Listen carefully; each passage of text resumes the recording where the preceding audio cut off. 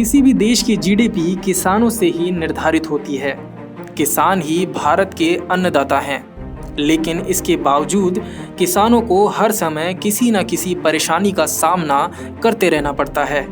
जैसा कि आप सबको पता ही है, अपनी मांगों को पूरा करवाने के लिए भारत के किसान एक बार फिर सड़कों पर उतर आए हैं। बीजेपी सरकार जो नए कृषि कानून लेकर आई है, उसी के विरोध में कई महीनों से किसान आंदोलन लगातार जारी है।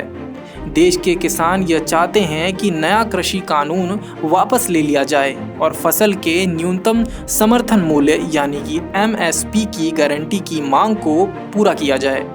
हजारों की तादाद में दिल्ली और हरियाणा के किसान दिल्ली बॉर्डर पर आंदोलन कर रहे हैं। कोरोना संक्रमण के कारण पिछले कुछ दिनों से आंदोलन की रफ्तार धीमी पड़ गई थी। अब कोरोना की हालत सुधरने के साथ ही किसानों ने एक बार फिर से अपने आंदोलन को वापस से धार लगाने की कवायद शुरू कर दी है। भारतीय किसान यूनियन के नेता राकेश टिकैत, जो कि किसान आंदोलन का चेहरा बनकर उभरे हैं, वे आज पश्चिम बंगाल की मुख्यमंत्री ममता बनर्जी के साथ मुलाकात करेंगे।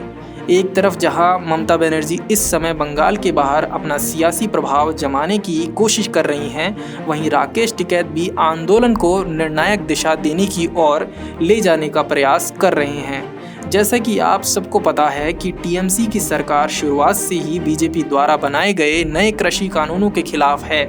समय समय पर ममता बनर्जी को किसानों के पक्ष में आगे आते हुए देखा गया है। पिछले साल जब नवंबर में दिल्ली में किसान धरने पर बैठे थे, तब भी टीएमसी के तमाम सांसद वहां मौजूद थे। पश्चिम बंगाल चुनाव में बीजेपी के खिलाफ राकेश टिकैत प्रचार में भी उतरे थे।